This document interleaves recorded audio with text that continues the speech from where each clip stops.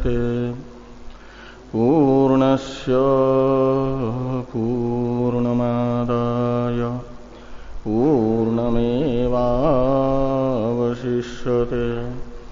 ओम शांति शांति शांति। शंकरं शंकराचार्यं केशवं बादरायणं सूत्रभाष्य कृतो वंदे भगवन्तौ पुनः पुनः। ईश्वरो गुरुरात्मेति मूर्तिभेद विभागिने व्योमवद्व्याप्तदेहाय दक्षिणामूर्तये नमः। ओम शांति शांति शांति। ब्रह्म सूत्र के द्वितीय अध्याय के द्वितीय पाद के प्रथम अधिकरण का हम लोग विचार कर रहे हैं। रचनानुपपत्ति नामक इस द्वितीय अधिकरण के द्वितीय सूत्र के व्याख्यान रूप भाष्य की चर्चा हो रही है। द्वितीय सूत्र के द्वारा वेदव्यास जी ये बता रहे हैं कि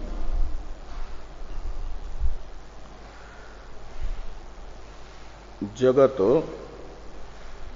की रचना अनुकूल प्रवृत्ति भी स्वतंत्र जड़ में संभव न होने से जगत स्वतंत्र जड़ प्रकृतिक है, इस प्रकार का अनुमान नहीं किया जा सकता।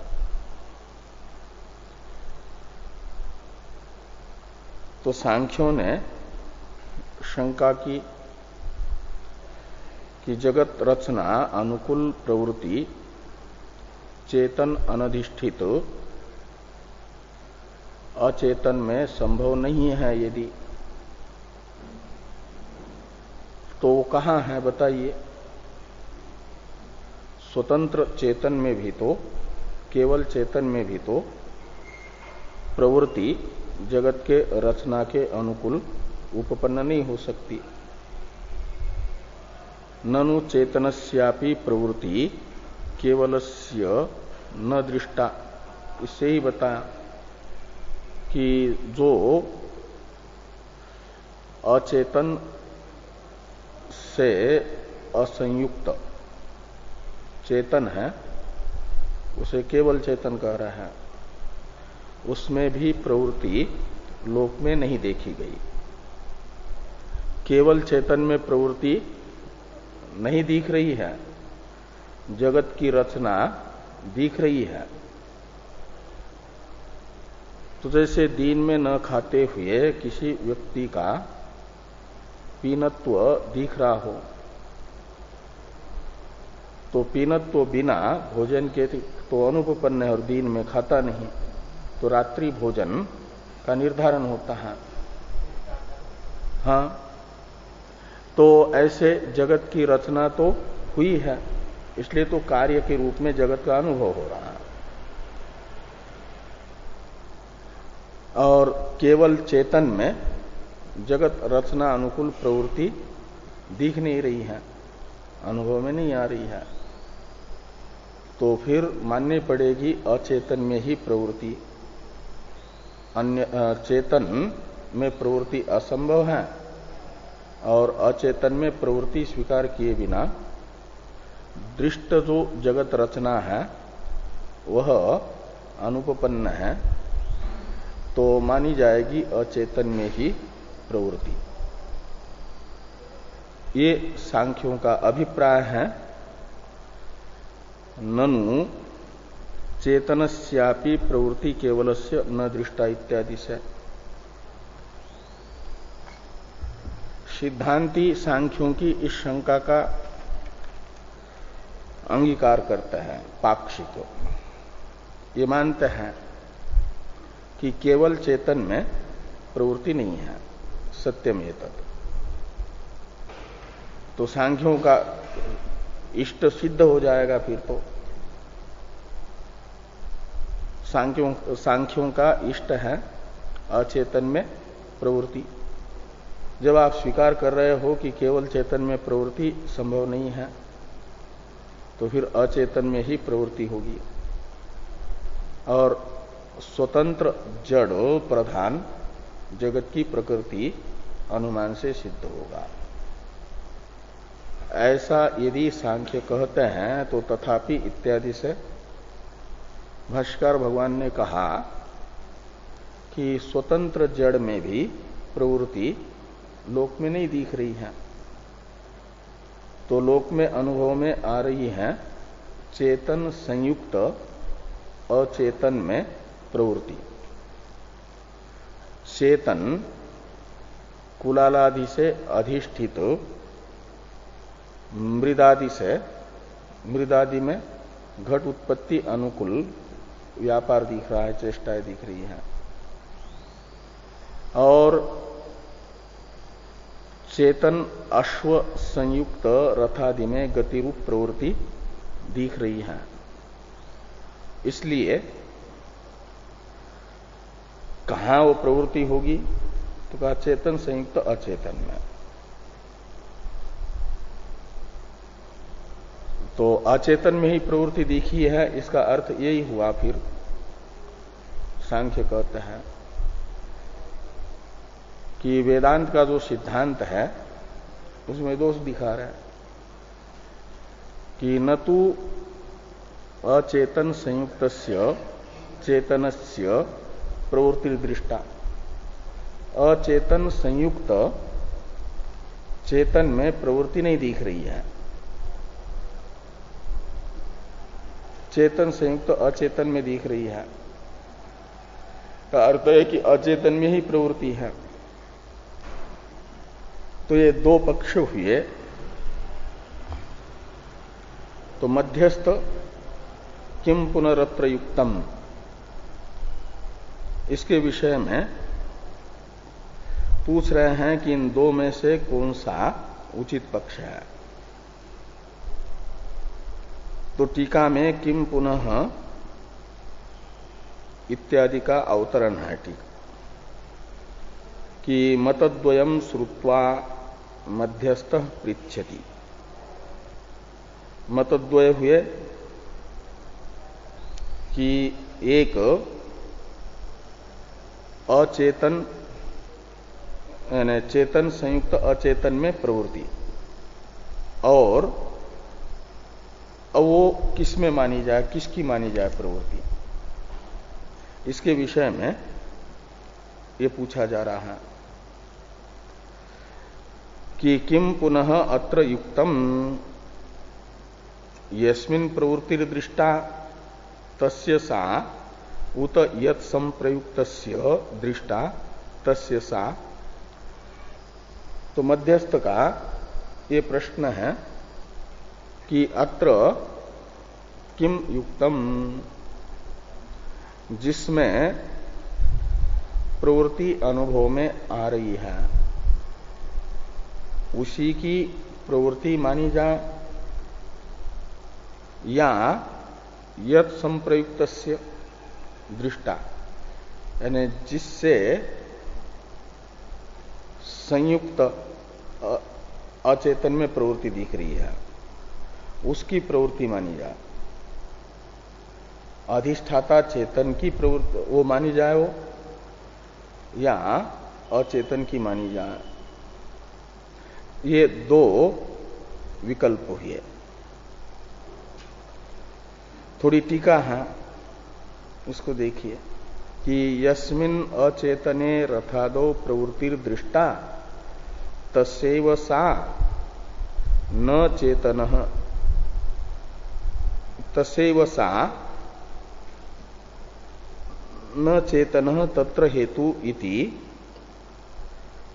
किम सांख्यमतम साधु उत येन चेतनेन अस्वादिना संयोगात् अचेतनस्य प्रवृत्ति तत्प्रयुक्ता सा इति वेदांति मतम वा साधु इति प्रश्नार्थ। ये सांख्यों का मत उचित है या वेदांतियों का मत उचित है?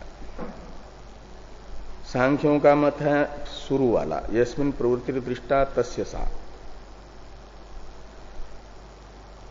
यानी यस्मिन् अचेतने रथादो प्रवृत्ति दृष्टा तस्यैव सा, उस प्रवृत्ति के प्रति चेतन को हेतु न माना जाए। न चेतन तत्र हेतु, तत्र यानी प्रवृत्तो।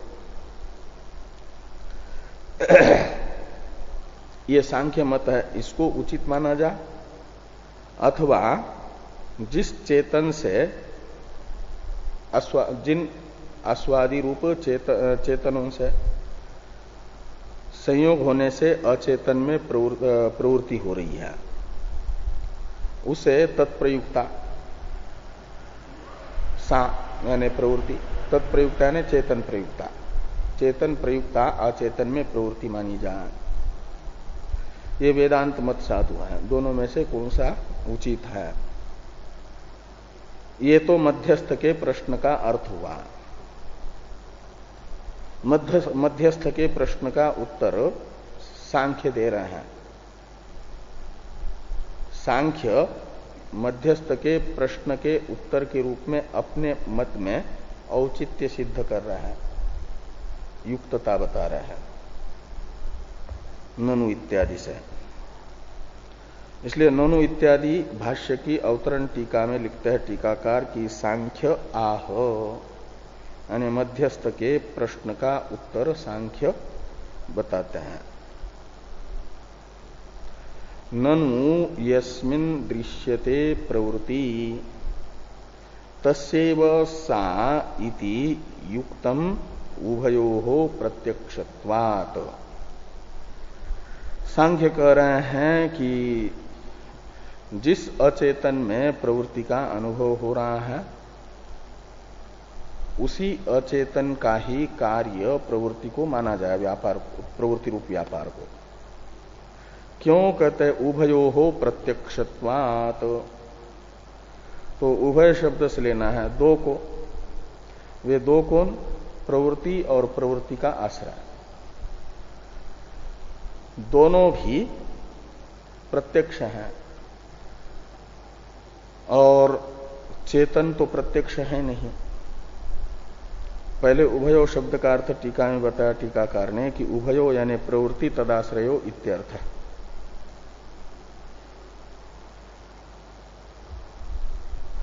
तो अचेतन जो प्रवृत्ति का आश्रय है वह भी और प्रवृत्ति भी प्रत्यक्ष है। इसलिए प्रवृत्ति को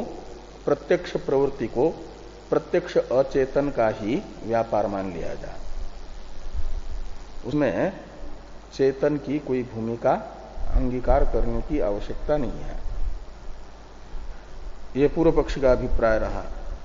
तस्य एवकार है, उस एवकार से यही दिखाना चाहते हैं सांख्य कि चेतन की भूमिका प्रवृत्ति उत्पत्ति में कुछ भी नहीं है। तस्यैव सा युक्तम उभयो प्रत्यक्षत्वात्, यहां पर तस्यैव में एवकार है ना, वो जो चेतन है उस चेतन की कोई उपयोगिता प्रवृत्ति के लिए नहीं है, ये माना जाए। ये अभिप्राय है एवकार का। सांख्यों के इस वाक्य का भावार्थ बता रहे हैं टीकाकार।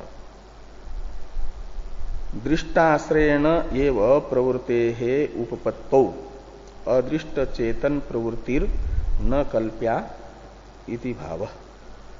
ये अभिप्राय रहा कि दृष्ट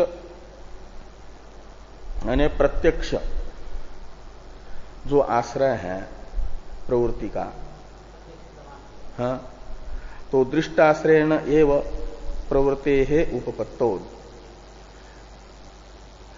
तो प्रत्यक्ष प्रमाण का विषयभूत जो आश्रय है अचेतन, तद आश्रितत्वेन रूपेण ही प्रवृत्ति की उपपत्ति होने से अदृष्ट जो चेतन है यानी अप्रत्यक्ष जो चेतन है उसके आश्रित प्रवृत्ति को स्वीकार करना उचित नहीं है। प्रवृत्ति उस अचेतन का भी व्यापार है, ऐसा मानना उचित नहीं है। अदृष्ट चेतन प्रवृत्ति न कल्प्या।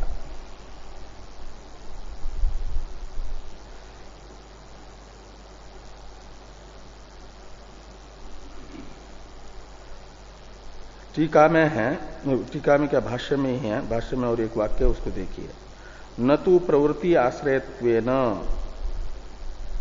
केवल चेतनो रथादिवत प्रत्यक्ष प्रवृत्ति आश्रय देहादि संयुक्त सेवतु चेतनस्य, इसका तो अलग अवतरण है। तो सीधे इतना, न तो प्रवृत्ति आश्रयत्वेन केवल चेतनो रथादिवत प्रत्यक्ष, यहां पूर्ण विराम होना चाहिए था, केवल प्रत्यक्ष में। हाँ तो इसमें नहीं है, यहां पूर्ण विराम होना चाहिए। तो केवल चेतन का तो रथादि के तरह, रथादि का जैसे प्रवृत्ति आश्रयत्वेन रूपेण प्रत्यक्ष हो रहा है, ऐसे केवल चेतन का प्रवृत्ति आश्रयत्वेन रूपेण प्रत्यक्ष नहीं हो रहा है। ये तस्सैव, इसमें एवकार का ही एक प्रकार से अर्थ स्पष्ट किया। अब ये जो प्रवृत्ति आश्रय देहादि संयुक्त सेवतु, इसका अवतरण है टीका में, आत्मनो अप्रत्यक्षत्वे कथम सिद्धि तत्र आह प्रवृत्ति।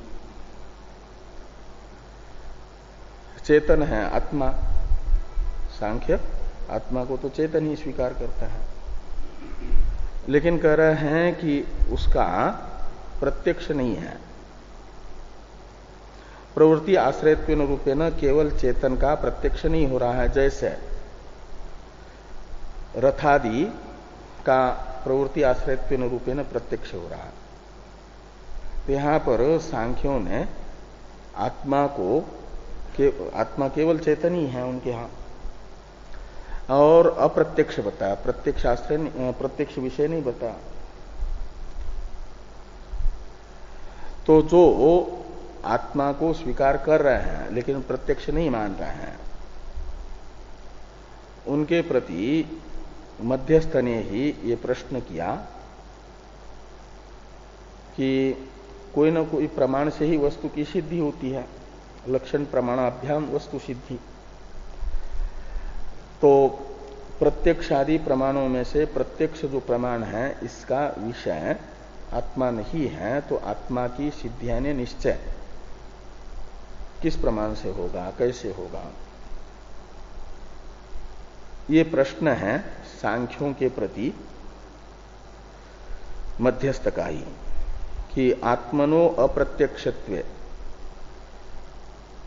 कथम सिद्धि, आत्मन सिद्धि कथम अप्रत्यक्षत्वे। आत्मा को आप अप्रत्यक्ष मान रहे हो, तो फिर आत्मा की सिद्धि यानी निश्चय किस प्रमाण से होगा? तत्राह, सांख्यों के प्रति जो ये प्रश्न हुआ मध्यस्थ का, इस प्रश्न के उत्तर के रूप में सांख्य कहते हैं कि प्रवृत्ति आश्रय देहादि संयुक्त सेवतु चेतनस्य सद्भाव सिद्धि केवल अचेतन रथादि वैलक्षण्यम जीवत देहस्य दृष्टम।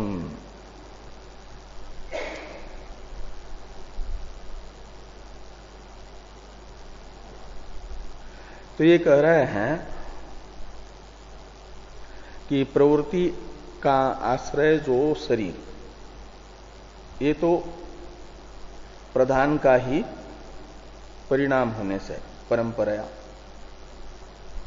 जड़ है, प्रकृति अंतपाती है, यानी प्राकृत है, वो प्रवृत्ति का आश्रय है। तो प्रवृत्ति का आश्रयभूत जो देहादि यानी कार्यक्रम संघात, और उससे संयुक्त जो चेतन है यानी आत्मा है, चेतन अर्थात आत्मा,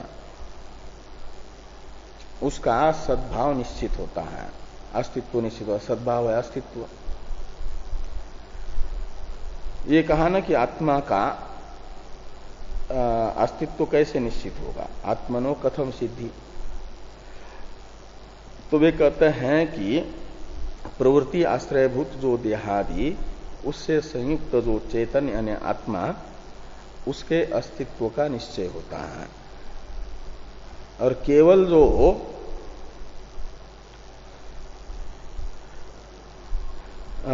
अचेतन है रथादि, उससे विलक्षण जीवित शरीर को देखा गया, वैलक्षण्य देखा गया। वो वैलक्षण्य केवल जड़ रथादि का जो जीवित शरीर में वैलक्षण्य है, उस वैलक्षण्य का प्रयोजक कौन है, हेतु कौन है? तो कहते हैं जीवित शरीर में जो केवल जड़ रथादि का वैलक्षण्य है, वह आत्मा के संबंध से है, चेतन के संबंध से है। कुलाल अश्वादि जितने भी लोक में चेतन करके प्रसिद्ध हैं, उनका जीवित शरीर, इसमें जड़त्वेन रूपेण लोक में प्रसिद्ध जो रथादि प्रवृत्ति के आश्रयभूत, उनसे वैलक्षण्य है। वो वैलक्षण्य का हेतु है आत्मा का संबंध, सांख्य कहते हैं। थोड़ी टीका है, इस टीका को देखिए, फिर पूरा स्पष्ट हो जाएगा। जीवदेहस्य रथादिभ्यो वैलक्षण्यम प्राणादि सत्वम लिंगम दृष्टम इति कृत्वा चेतनस्य सिद्धि इति अन्वयः। तो ये कह रहे हैं कि जीवित शरीर में जड़त्वेन रूपेण प्रसिद्ध रथादि का वैलक्षण्य है, वो वैलक्षण्य है प्राणादि का सत्व, अस्तित्व। और ये लिंग है, ज्ञापक है, किसका? आत्मा के सत्व का, सद्भाव का।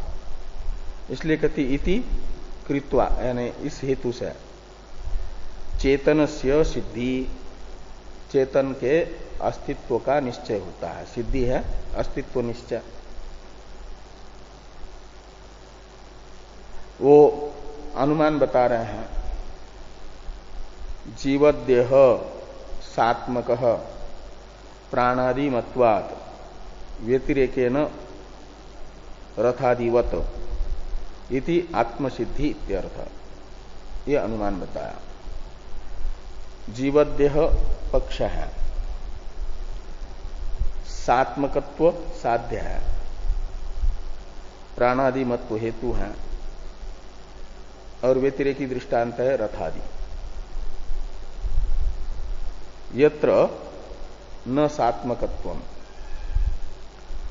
न तत्र प्राणादिमत्वम यथा रथादिषु। ऐसा व्यतिरेकी व्याप्ति में ऐसा ये होता है कि जहां साध्याभाव है वहां यत्वाभाव है। रथादि में सात्मकत्व नहीं है, इसलिए प्राणादि का अभाव है। लेकिन इसमें जीवित शरीर में प्राण आदि दिख रहे हैं, अनुभव में आ रहे हैं। और ये जो प्राणादि हेतु अनुभव में आ रहा है, वह बता रहा है कि वहां सात्मकत्व का अभाव नहीं है, सात्मकत्व है। जहां सात्मकत्व का अभाव है रथादि में, वहां प्राणादि मत्व का भी अभाव है, प्राणादि मत्व नहीं है। और शरीर में प्राणादि मत्व दिख रहा है, का अर्थ है प्राणादि मत्वाभाव का व्यापक जो सात्मकत्वाभाव का अभाव, वो सात्मकत्व होगा, वो है।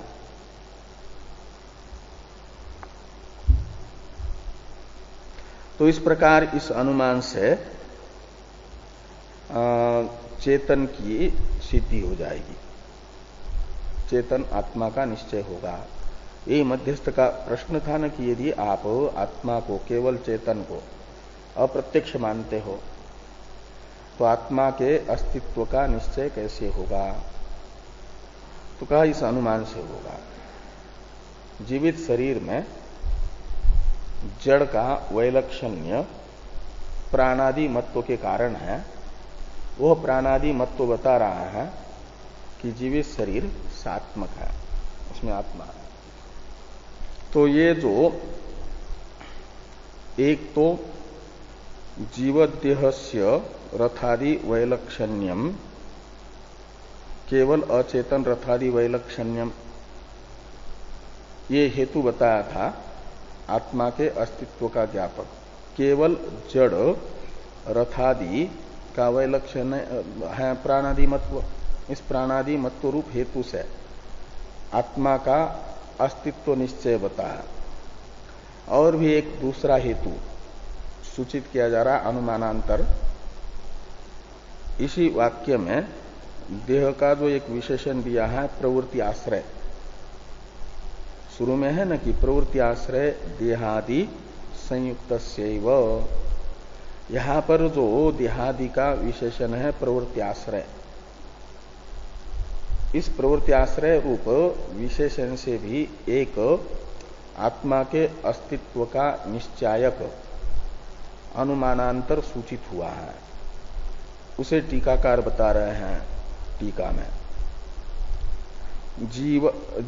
ये देह प्रवृत्ति स्वाश्रयात अन्येन ज्ञानवता सहभूता प्रवृत्तित्वात् रथ प्रवृत्तिवत इति अनुमानांतर सूचनाय प्रवृत्ति आश्रय इति उक्तम। देह की प्रवृत्ति को पक्ष बना करके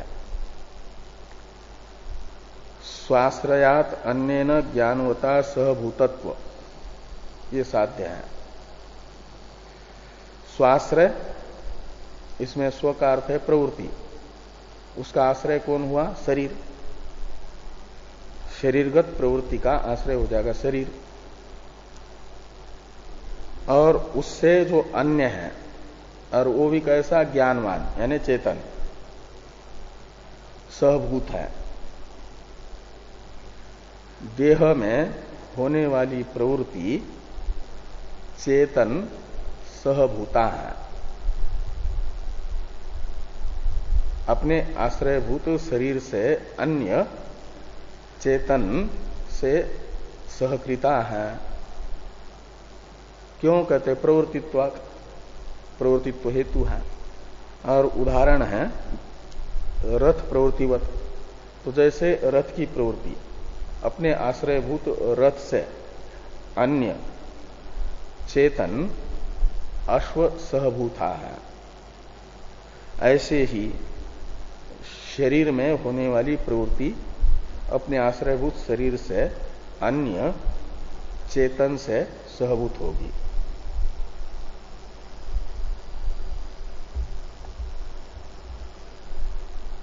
तो इस अनुमानांतर से भी जो देह प्रवृत्ति का सहभूत चेतन सिद्ध होगा वो आत्मा है। इस प्रकार इस अनुमानांतर से भी आत्मा का निश्चय हो जाएगा। ये कहा सद्भाव टीका में दूसरा वाक्य है कि सद्भाव सिद्धिरेव न प्रवर्तकत्वम इति एवकारार्थ। जो एवकार है वहां पर प्रवृत्ति आश्रय देहादि संयुक्त सेवतु चेतनस्य, यहां पर जो एवकार है वह एवकार ये बता रहा है कि इन अनुमानों से चाहे प्राणादि मत्व लिंग का अनुमान हो या प्रवर्तित्व लिंग का अनुमान हो, इनसे केवल चेतन का अस्तित्व मात्र निश्चित होता है, उसमें प्रवर्तकत्व का निश्चय नहीं होता। आप कह रहे हैं कि वो प्रवर्तक है, ये संयुक्त सेव में जो एवकार है उस एवकार का अर्थ है। क्या कह रहे? हाँ, यानी केवल अस्तित्व का निश्चय होगा, प्रवर्तकत्व का निश्चय नहीं होगा। तो सद्भाव सिद्धि रेव न प्रवर्तकत्व सिद्धि, ऐसा लगाना। इसलिए चेतन अचेतन का प्रवर्तक है, अधिष्ठाता है, ये अभी इस अनुमान से सिद्ध नहीं हुआ। और प्रवृत्ति तो अनुभव में आ रही है अचेतन में, इसलिए माननी पड़ेगी कि स्वतंत्र अचेतन की प्रवृत्ति है। इसलिए सांख्य पक्ष ही उचित है, युक्तियुक्त है। ये सांख्यों को सिद्ध करना है, इसी की सिद्धि में लगे हैं। टीका में और एक वाक्य है, अनुमितस्य सद्भाव मात्रेण प्रवृत्ति हेतुत्वे सर्वत्र आकाशस्यापि हेतुत्व प्रसंगात इति भावः। एवकार के द्वारा ज्ञापित जो अर्थ हुआ उसको और स्पष्ट किया करने के लिए ये वाक्य लिखा। अनुमान से जिसके सद्भाव की सिद्धि हुई, अस्तित्व का निश्चय हुआ, अनुमान से अस्तित्व मात्र का निश्चय होने से प्रवर्तक मानेंगे यदि सद्भाव मात्र से ही शरीर के साथ आत्मा का सद्भाव है जीवित शरीर में, और सद्भाव मात्र से ही आत्मा को यदि प्रवर्तक मानते हैं, तब तो आकाश तो सर्वत्र विद्यमान है व्यापक होने से, उसका सर्वत्र सद्भाव है। तो कार्य मात्र के प्रति आकाश को सद्भाव मात्र से प्रवर्तक मानना पड़ेगा। यदि सद्भाव मात्र से ही आत्मा को प्रवर्तक मानोगे तो ये अभिप्राय है संयुक्त सेव चेतनस्य सद्भाव सिद्धि, ये बताने के पीछे ये कहा कि अनुमितस्य सद्भाव मात्रेण, अनुमान से निश्चित वस्तु के सद्भाव मात्र से अनुमित वस्तु को यदि प्रवर्तक मानेंगे, प्रवृत्ति हेतुत्व का अर्थ है प्रवर्तकत्व स्वीकार करने पर अनुमित वस्तु में, सर्वत्र आकाशस्यापि हेतुत्व प्रसंगात, सर्वत्र विद्यमान जो आकाश है उसे प्रवृत्ति मात्र में प्रवर्तक मानना पड़ेगा। हाँ, ये वेदांति को भी इष्ट नहीं है। इस अनिष्टापत्ति को टालने के लिए केवल चेतन का सद्भाव मात्र सिद्ध हुआ अनुमान से यह माना जाए, प्रवर्तकत्व सिद्ध नहीं हुआ। सांख्य आत्मा के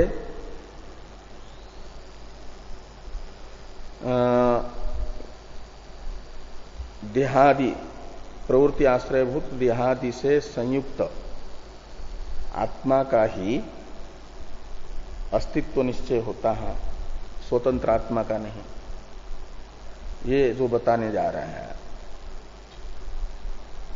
और प्राणादि मत्व हेतु से कहो या देहगत प्रवृत्ति में रहने वाले प्रवृत्तित्व धर्म से ले लो, आत्मा के अस्तित्व का निश्चय हुआ चेतन का, वह अनुमेय है। आत्मा प्रत्यक्ष नहीं है, चैतन्य ये प्रत्यक्ष न होने से ही सांख्य, क्या नाम, सांख्य ये बता रहे हैं कि इनको भ्रांति हो गई। किनको? चार वाकों को। कि वो जो चैतन्य है वो देह का ही धर्म है करके,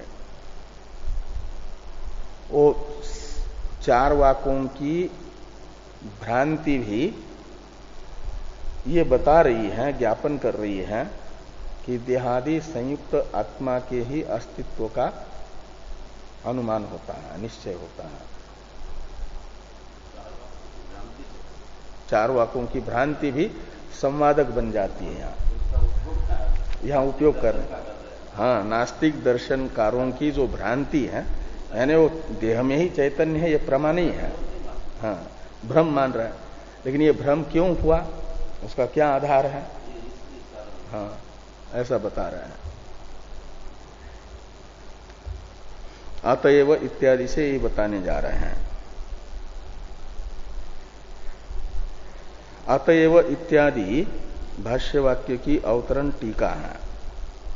आत्मनो अप्रत्यक्षत्वे चार वाकानाम भ्रमोपि लिंगम इति आह अतएव इति। कहते आत्मा को अप्रत्यक्ष मानने पर, यानी आत्मा अप्रत्यक्ष ही है, प्रत्यक्ष नहीं है, आत्मा के अप्रत्यक्षत्व का ज्ञापक चार वाकों का भ्रम भी है। आत्मनो अप्रत्यक्षत्व चार वाका नाम भ्रमोपि लिंगम यानी ज्ञापकम। चार वाकों का भ्रम आत्मा के अप्रत्यक्षत्व का ज्ञापक कैसे बनेगा, उसे भाष्य में बता रहे हैं सांख्य लोग।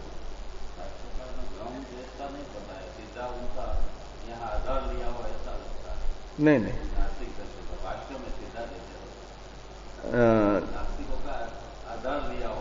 हाँ, यानी किस किस अर्थ में कि आत्मा अप्रत्यक्ष है, इस अर्थ का ज्ञापन करने में चार वाकों का आधार ले रहे हैं।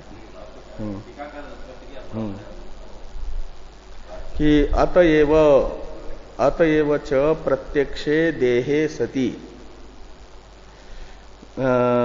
दर्शनात् असति च अदर्शनात् देहस्यैव चैतन्यम अपि इति लौकायतिका प्रतिपन्ना।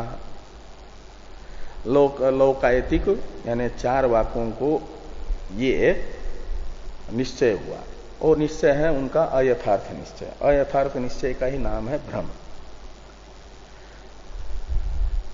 देहस्यैव चैतन्यम यानी देह ही चेतन है, ऐसा निश्चय लौकायतिकों को हुआ।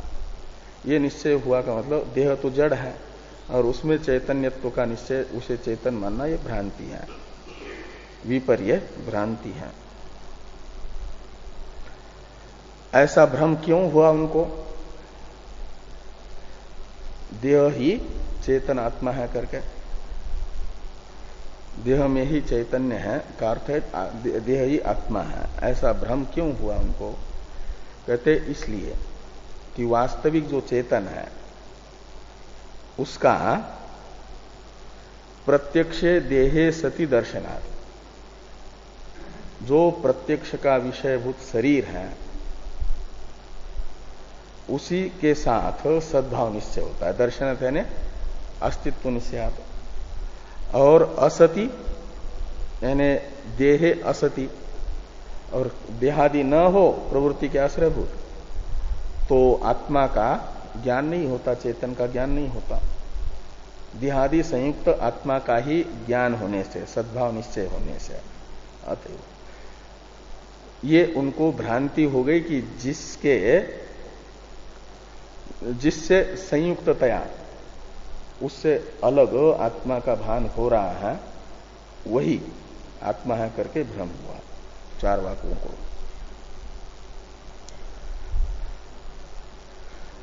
अतएव शब्द का अर्थ बताया अप्रत्यक्षत्वात् एव इत्यर्थ। जो शुरू में अतएव शब्द है ना, यानी आत्मनो अप्रत्यक्षत्वात् एव, आत्मा यदि प्रत्यक्ष होता चेतन तो ये भ्रम नहीं होता।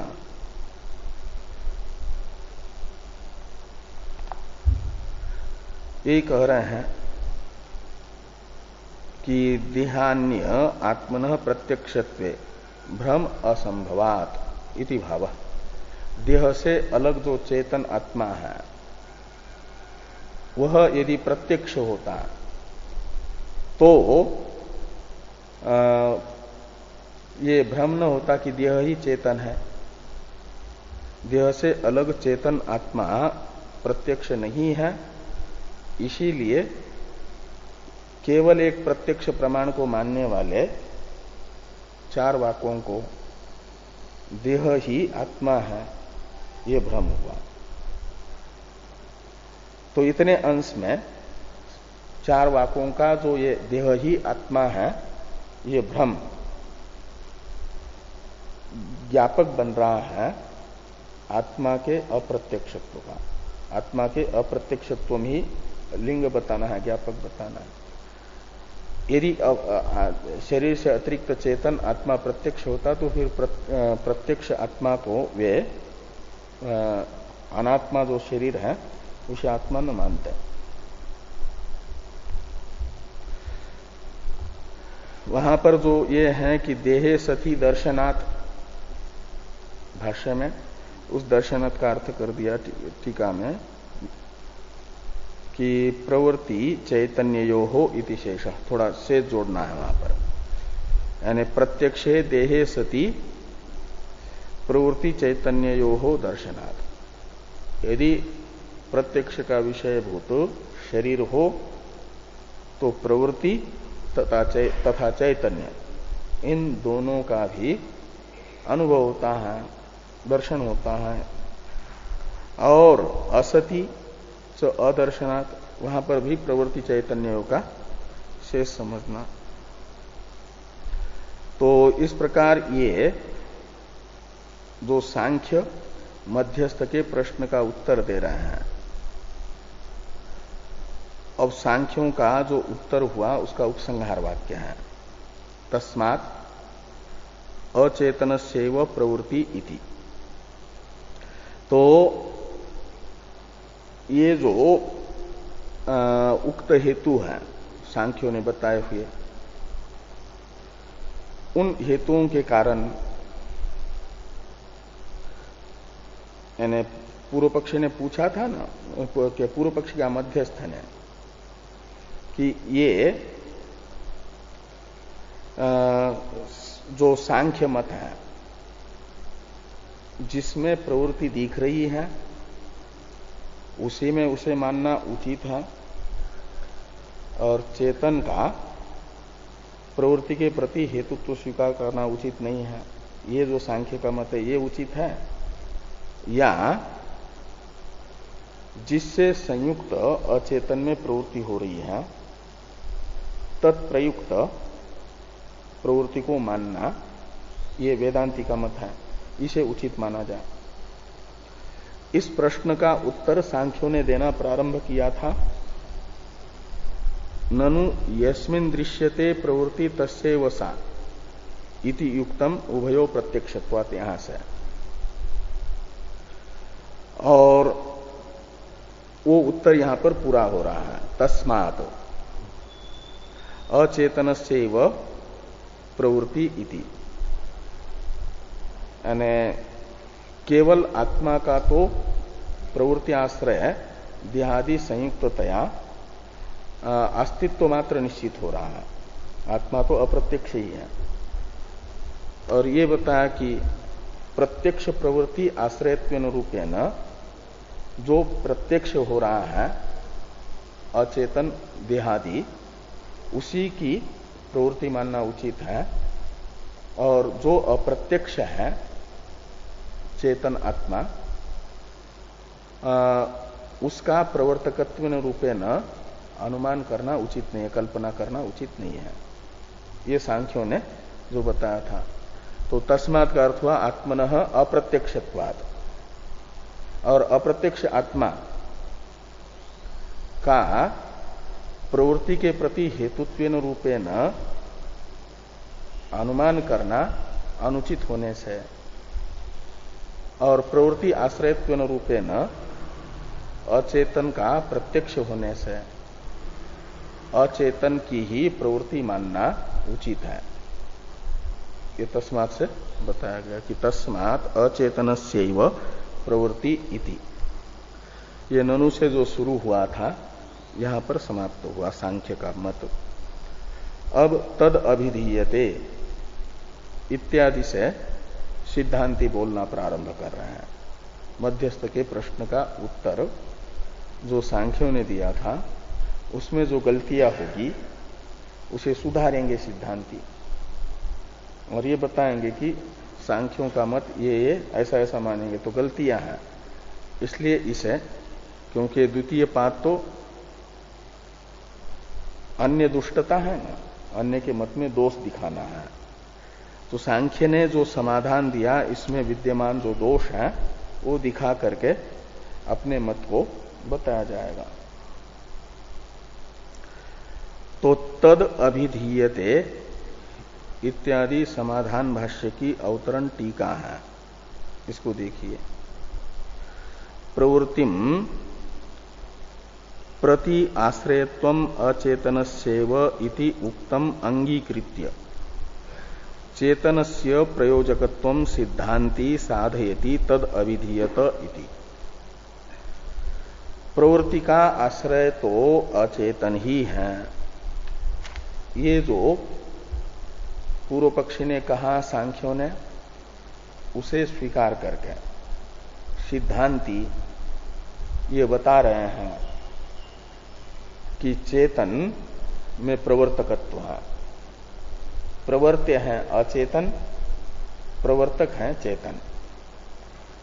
पूर्व पक्षी चेतन में प्रवर्तकत्व स्वीकार नहीं कर रहे हैं, उसे तटस्थ रख रहे हैं, उदासीन रख रहे हैं। सांख्यों का पूरा पुरुष उदासीन है प्रवृत्ति के प्रति, प्रवर्तक भी नहीं है, केवल भोक्ता है, प्रवर्तक नहीं है। सिद्धांति कहते हैं कि चेतन को प्रवर्तक, सन्निधि मात्र से प्रवर्तक मानो। श्रोत्र से श्रोत्रम मनसो मनोयत इत्यादि श्रुति यही बता रही है कि वह अपनी सन्निधि मात्र से प्रवर्तक है। श्रोत्रादि का जैसे प्रवर्तक है, ऐसे मूल प्रकृति का भी, माया का भी वो प्रवर्तक हो जाएगा सन्निधि मात्र से।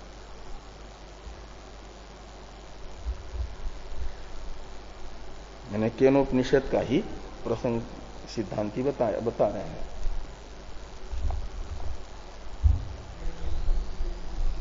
हाँ, केनेशितम पतति प्रेषितम मन में ही प्रवृत्ति है, वही जा रहा है।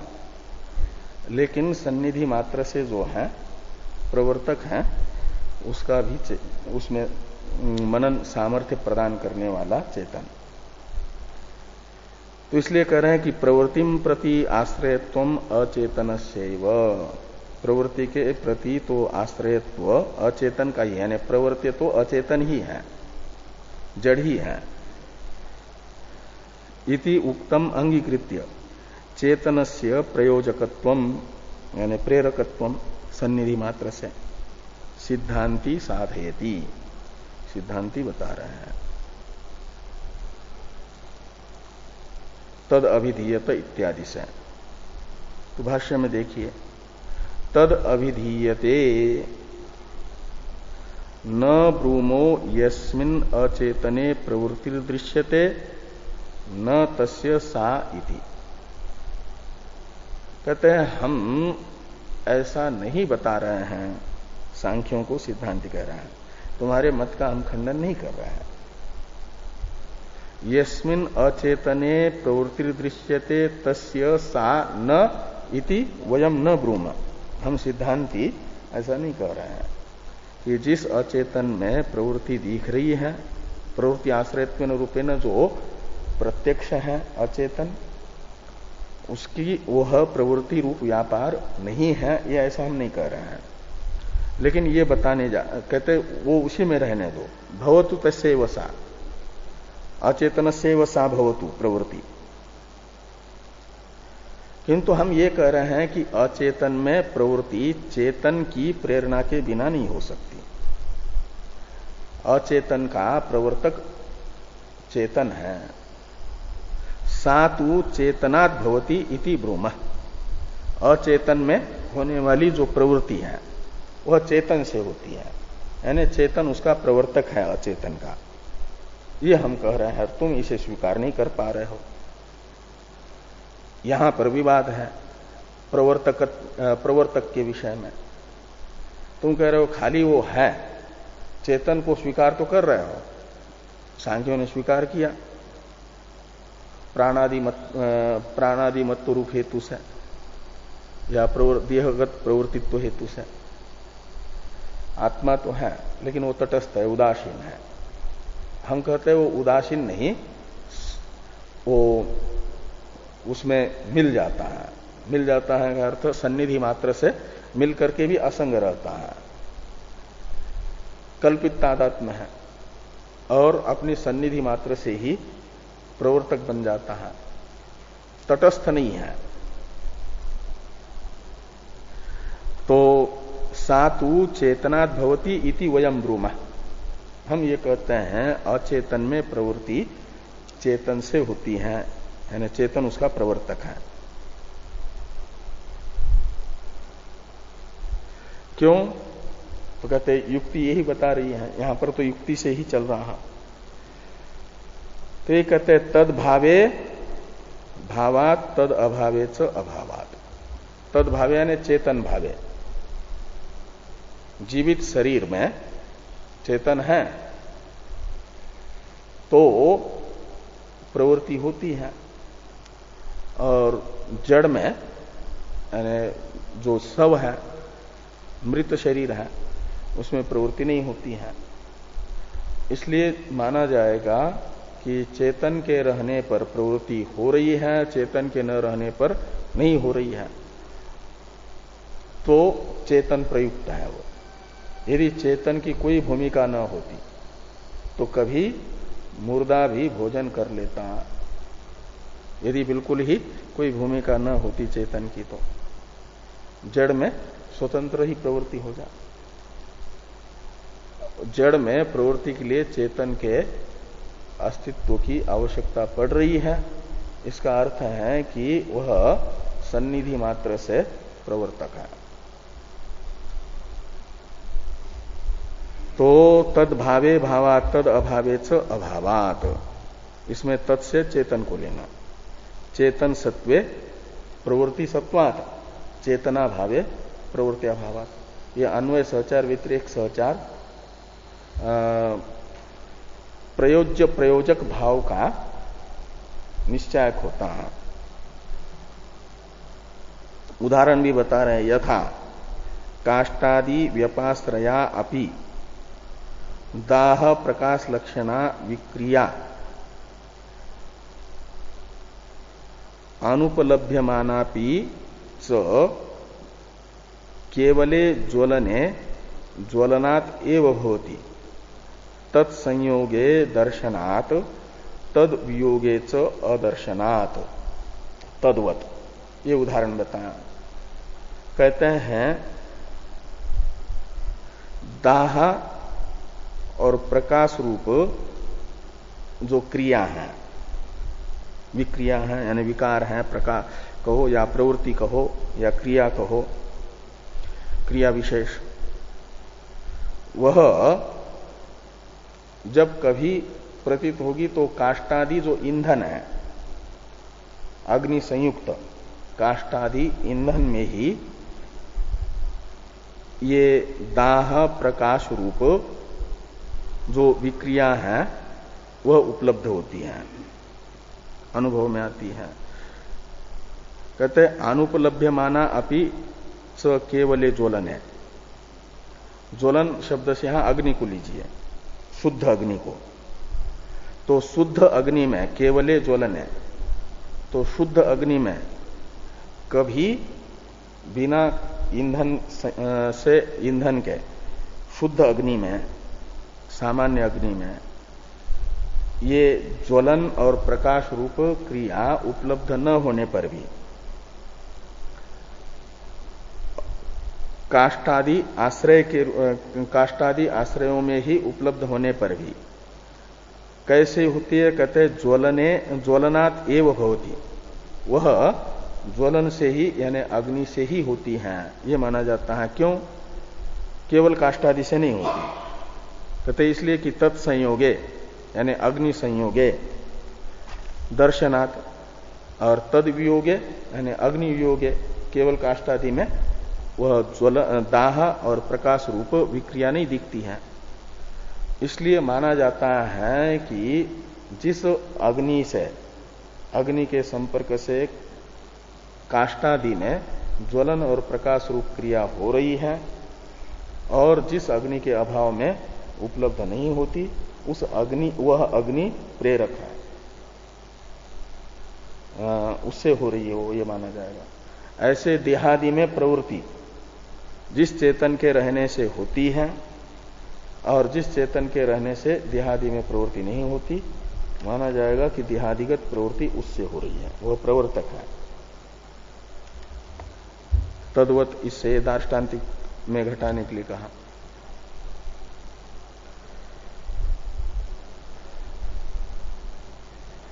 लौकायतिका नाम अपि चेतन एव देहो अचेतना नाम इत्यादि जो भाष्य वाक्य आ रहा है, इसकी अवतरण टीका है।